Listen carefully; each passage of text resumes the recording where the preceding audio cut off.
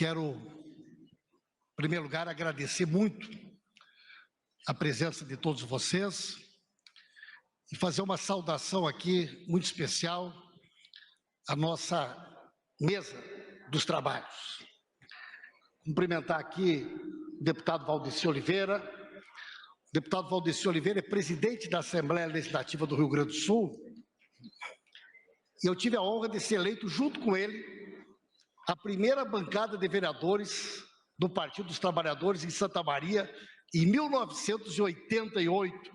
Portanto, um grande amigo, um grande parceiro, meu irmão de construção do nosso partido e da nossa trajetória. Quero saudar aqui o deputado Luiz Fernando Mainardi. O Mainardi já foi deputado federal, o Valdeci também já foi deputado federal. É um grande parceiro do nosso mandato, do nosso trabalho. E quero, em nome do Mainardi, do Valdeci, agradecer a todas as lideranças políticas do nosso Estado, do nosso partido, que estão aqui nos prestigiando nesse momento. Quero cumprimentar aqui a minha esposa Cláudia, em nome dela, a todos os meus familiares, meus amigos. Tenho a honra de estar aqui presente a minha mãe, com 89 anos, filiada no PT, veio de vermelho, e eu agradeço muito a ela pela sua coragem, pela sua combatividade. Estão aqui também meus filhos, estão aqui meus parentes, meus amigos, e eu quero agradecer muito a presença de todos eles e de todas, certamente pessoas que foram fundamentais na construção da minha história e da minha trajetória. Quero aqui saudar a nossa presidenta Gleice Hoffmann, presidenta do nosso partido. Em nome dela, quero saudar toda a militância do PT, especialmente a nossa bancada de deputados e deputadas do Partido dos Trabalhadores e das Trabalhadoras. Sou testemunha, presidenta, da coragem dessa bancada, da determinação dessa militância, e acredito, em grande parte, a minha presença aqui hoje, a confiança depositada na nossa bancada, e quero que cada um de vocês, meus colegas e minhas colegas, se sintam representados com a minha presença nesse ministério. Quero saudar aqui embaixadores que me prestigiam, governadores, prefeitos, amigos e amigas, militantes dos movimentos sociais, profissionais da imprensa, e quero fazer aqui uma homenagem muito especial à nossa querida presidenta Dilma Rousseff.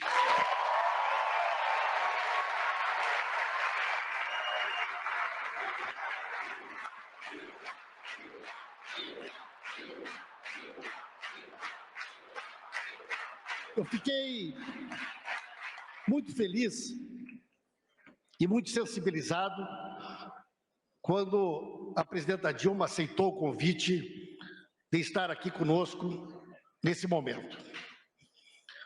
A última vez que eu tinha entrado nesse palácio foi no dia que a presidenta Dilma foi afastada.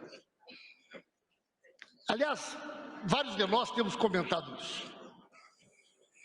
Se é verdade que esse momento histórico que nós estamos vivendo, ele tem um conjunto de significados e de símbolos, eu tenho certeza que talvez um dos mais importantes seja uma reparação histórica que o Brasil está fazendo com a trajetória de vida, a importância para a democracia e para o nosso Brasil de Dilma Rousseff.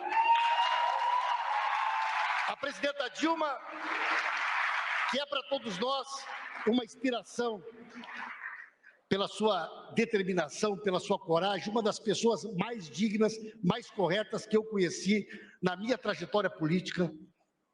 E nós assistimos um país cometer uma injustiça de afastar a Dilma no início desse processo que nos levou a mergulharmos num ambiente que estamos agora superando, mas que a senhora, sem dúvida alguma, a presidenta Dilma, merece e terá sempre de nossa parte essa homenagem e esse reconhecimento. Portanto, eu quero dedicar à senhora esse momento e essa oportunidade de estar aqui.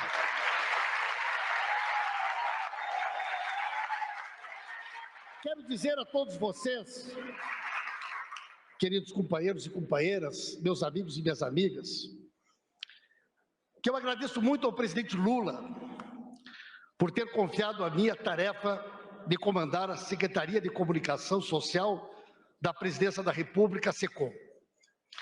É uma responsabilidade imensa resgatar a comunicação como instrumento da democracia em nosso país. Vamos trazer novamente a função social da comunicação para o centro de cada ação do nosso ministério. Isso quer dizer que saberemos falar, mas acima de tudo saberemos ouvir cada brasileiro e cada brasileira, respeitando a todos. Hoje, existem diversas formas de comunicar. Para assegurar uma comunicação diversa, plural, democrática, é preciso considerar diferentes linguagens para cada plataforma, rádios comunitárias, jornais, televisão, redes sociais, plataformas digitais e inúmeras outras formas de comunicação num país plural e diverso como é o Brasil. Seremos inclusivos, nunca excludentes. Ouviremos muito para falar cada vez melhor com cada público. A comunicação será agregadora, isto é, um direito imprescindível do povo brasileiro. Uma questão fundamental, uma questão importante é o tema da acessibilidade. Nosso governo assumiu o compromisso de avançar na política de inclusão. E vamos trabalhar para garantir o pleno acesso e a participação de todos e todas, assegurando o direito à informação e à comunicação. Repito, faremos de cada ato nosso a reconstrução do conceito básico de comunicação, onde alguém fala, mas alguém escuta. Nos últimos anos, ergueram-se muros, barreiras, cercadinhos na relação do governo com o povo. Poucos falavam muito, nem sempre com qualidade naquilo que diziam. Se negaram a ouvir a ciência, as instituições, os diferentes e a população mais vulnerável. Esse tempo acabou. Vamos ouvir o povo brasileiro com toda a atenção e dignidade que ele merece. No governo do presidente Lula, não haverá muros nem cercadinhos. Não haverá ofensas ou ameaças. Os jornalistas terão toda a liberdade para exercerem a sua atividade. Haverá fatos, argumentos. Faremos isso com responsabilidade e respeito a todos e todas envolvidos no processo de informação do país. A comunicação governamental precisa voltar a ser uma via de acesso seguro, confiável e com credibilidade, para que o Brasil percorra uma estrada tranquila rumo ao país que queremos construir. Em qualquer democracia, o trabalho da imprensa é imprescindível. Mas para que ela possa desempenhar bem seu papel, é necessário que existam pontes sólidas, principalmente aquelas que ligam os profissionais do jornalismo ao governo federal e ao poder público em geral. A comunicação do governo precisa recuperar a capacidade, a credibilidade para ser um difusor de informações relevantes, com parâmetros que possam separar o joio do trigo. Nos últimos anos, assistimos de forma deliberada uma confusão nestas ações. A falta de credibilidade e de autoridade que se distanciaram da verdade e dos fatos alimentou uma verdadeira indústria que atrapalhou coisas essenciais, como a política governamental do combate ao vírus do Covid-19. A desinformação mata e não queremos nunca mais repetir esse tormento. Faremos um trabalho permanente de combate às fake news e à desinformação.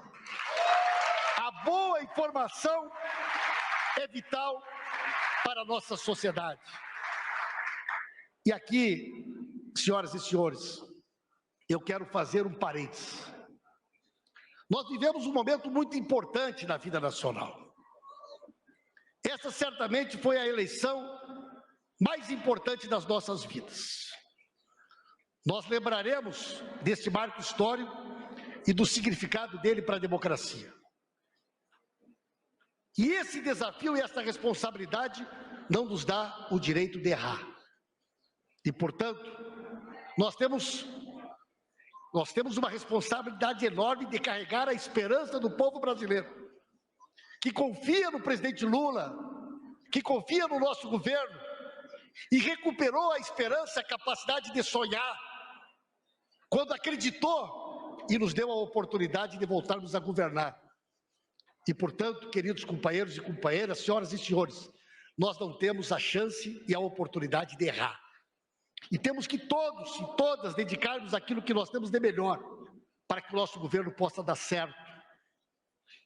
Oferecer ao nosso povo o direito elementar de viver com dignidade, combater a fome, ter políticas inclusivas, oferecer oportunidades àqueles que não têm oportunidades, recuperar o protagonismo internacional, o respeito e devolver ao povo brasileiro o orgulho de ser brasileiro.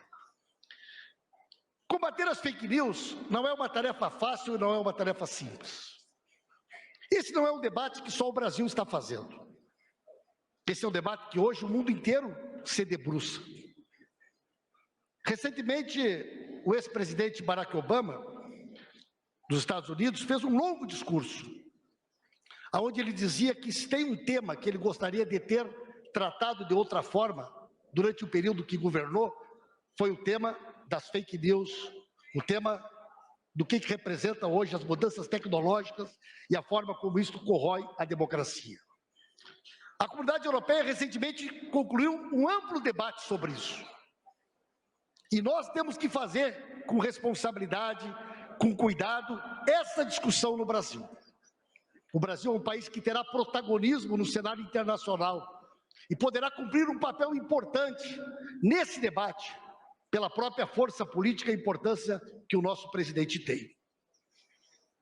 Para citar um exemplo aos senhores e às senhoras de como esse tema é complexo, eu gosto de uma história que é considerada por muitos autores, por muitos intelectuais, por muitos estudiosos, talvez o fato que marca esse debate sobre a realidade paralela, sobre as fake news, sobre a desinformação e a forma como ela constrói narrativas na sociedade. Na década de 1950, nos Estados Unidos, havia uma verdadeira febre de discussões sobre discos voadores, sobre vida em outros planetas. Naquele período foram publicados vários livros e filmes, e surgiu uma seita nos Estados Unidos, nos anos 50, que afirmava que um grande dilúvio ia acabar com a humanidade. E somente aquelas pessoas que se associassem àquela seita e que estivessem num determinado local, num dia marcado, seriam salvas pela humanidade. Isso provocou uma enorme movimentação. Pessoas venderam as propriedades, abandonaram o emprego, largaram tudo que tinha e foram para esse local. E muitos estudiosos, psicólogos, intelectuais, começaram a acompanhar aquela movimentação e pensavam, como é que isso aqui vai acabar? Esse discurso dessa seita vai se deparar com a realidade e as pessoas vão perceber que foram enganadas.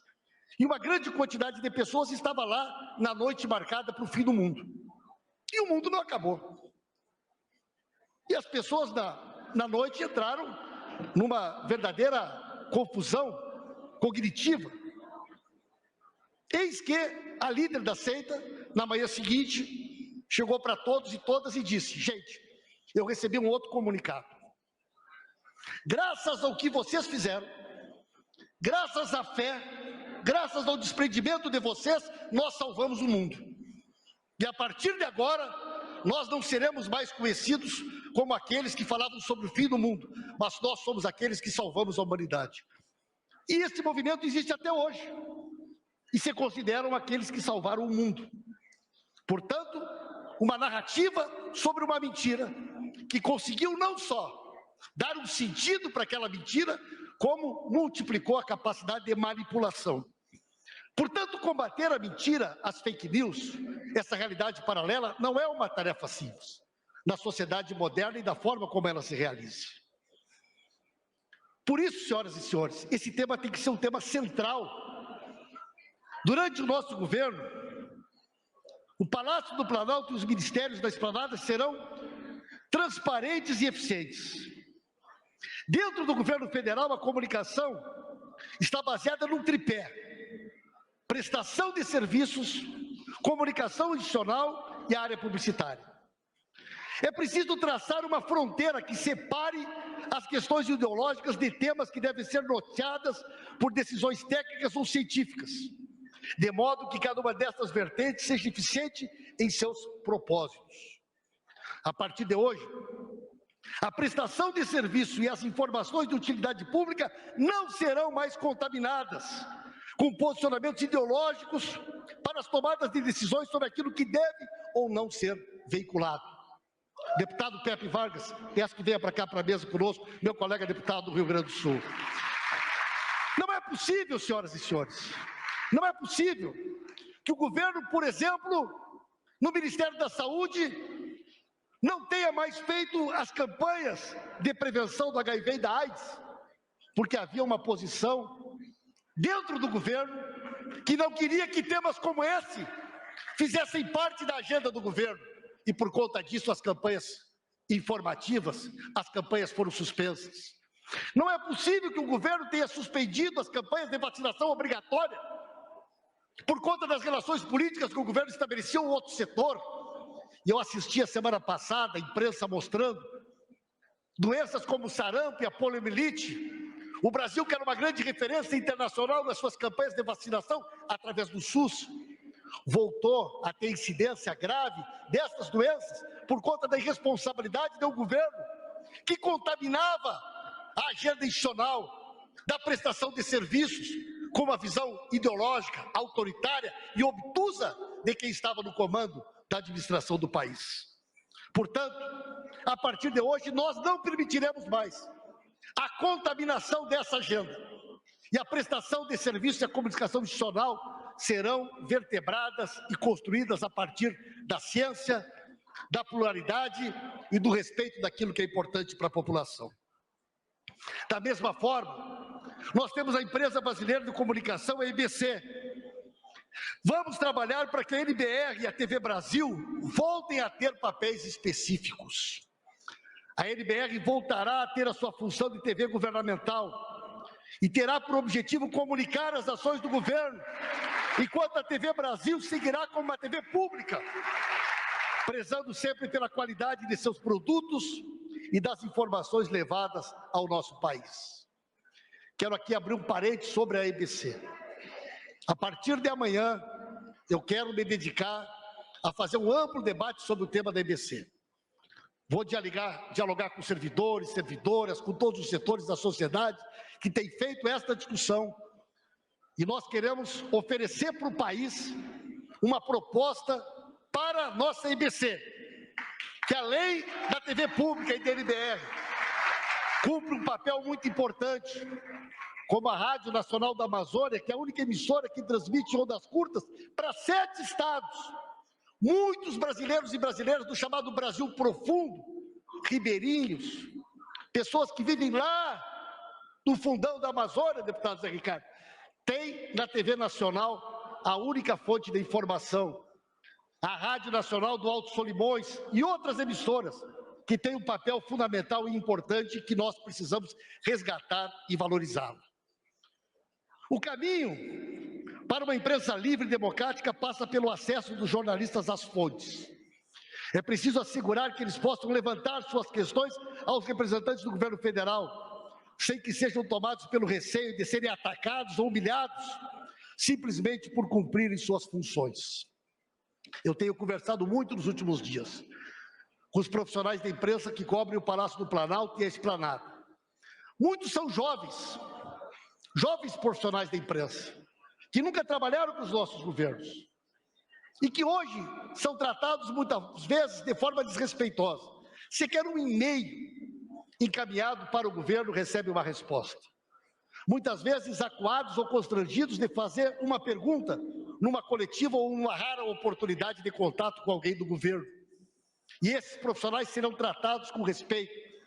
Nós não vamos manter esta lógica de sonegação das informações, aonde tudo virou sigilo e informações elementares sobre o dia a dia do governo e do país são sonegadas à população, e nós vamos governar com transparência e garantir aos profissionais da imprensa a liberdade absoluta para desempenharem a sua atividade e o seu trabalho. Na SECOM, trabalharemos pautados pelo respeito e o compromisso de facilitar o acesso aos porta-vozes do governo, às informações, de modo a implantar agilidade e clareza em todo o processo. O nosso compromisso é nunca tentar contra a liberdade da imprensa. O compromisso da imprensa é nunca tentar contra os fatos. E desta maneira, teremos um convívio salutar e respeitoso. Mas o desafio não se encerra na reconstrução das pontes com a imprensa. A internet e a evolução dos smartphones revolucionaram o mundo e mudaram de forma radical a maneira como nos comunicamos em todo o planeta. O crescimento de plataformas e serviços digitais permitiu que mais vozes circulassem e que se ampliasse a participação da sociedade na conversa pública. Ao mesmo tempo, a larga disseminação de desinformação e discurso de ódio no ambiente digital afeta direitos individuais e coletivos e impacta negativamente a democracia. Precisamos inserir o Brasil no esforço global de busca de soluções para esses problemas. É fundamental que estas soluções deem conta de equilibrar direitos como liberdade de expressão, privacidade e proteção de dados, ao mesmo tempo que sejam efetivas para garantir que a sociedade esteja bem informada, com pluralismo e diversidade. Soluções adequadas só virão se promovermos um amplo debate, garantir um processo de diálogo com todos os setores e um diagnóstico preciso sobre os problemas. Entendemos que é papel do Estado contribuir para o fortalecimento do jornalismo profissional, atividade fundamental para a sustentação da democracia, e vamos trabalhar nessa direção. Vamos trabalhar também para proteger as vítimas de violação de direitos no ambiente digital, em especial crianças, adolescentes, mulheres, pessoas negras, LGBTQIA+, defensores dos direitos humanos, e promover medidas de educação midiática. Toda essa agenda deverá ser tocada pela SECOM em parceria com vários ministérios, como o Ministério da Justiça, dos Direitos Humanos, da Educação e da Cultura. Há ainda um terceiro desafio: recuperar a imagem do país junto à comunidade internacional. É preciso que nossos representantes voltem a conversar com a imprensa estrangeira para fazer com que o Brasil retome o respeito e o protagonismo internacional. Esse trabalho o presidente Lula já desempenhou com maestria, e hoje a SECOM será um braço importante desta tarefa. É fundamental que a informação do que fazemos aqui chegue a outros países. Só assim o mundo perceberá que o Brasil voltou a ser aquela nação aberta ao diálogo, pronta para juntar-se às grandes discussões globais, como um parceiro disposto a trabalhar por um planeta mais justo, mais seguro e mais verde. O Brasil deixará de ser sinônimo de desmatamento ou de uma nação marcada pelos retrocessos sociais e pelo obscurantismo. Estas são mensagens que nos prejudicam em qualquer lugar do planeta. Mais do que tudo, a comunicação governamental nesta gestão terá o papel de unir brasileiros e brasileiras, reconstruir um sentido de nação. Nosso país tem desafios gigantescos pela frente e é preciso retomar a mensagem de que a única forma de superá-los é fazermos isso juntos. União e reconstrução. Este é o grande desafio colocado para o nosso país. O presidente Lula já disse que só há um Brasil e é por ele que todos e todas devem trabalhar. A mensagem que queremos passar não é de confronto ou de ressentimento. É preciso ter como bandeira a defesa da democracia para a construção de um país mais justo e soberano. Desde já, quero fazer um agradecimento especial às pessoas que vão compor comigo a equipe da SECOM, que terão uma enorme responsabilidade nesse desafio. Tenho a certeza que vamos formar uma grande equipe e, ao final desse processo, vamos ter a possibilidade de olhar com orgulho tudo aquilo que vamos fazer em defesa da democracia, em defesa do nosso projeto, em defesa do nosso país. Quero agradecer mais uma vez à minha família, aos amigos, a todos vocês que estão aqui. Esta é, sem dúvida alguma, uma expressão de um projeto coletivo. E faremos tudo aquilo que estiver ao nosso alcance, para que a partir de hoje possamos estar à altura da responsabilidade que nos foi confiada pelo presidente Lula e pelo povo brasileiro. Que o nosso ano novo seja marcado por paz, saúde, prosperidade e trabalho, união e reconstrução. Muito obrigado a todos e a todas. Está encerrada esta cerimônia.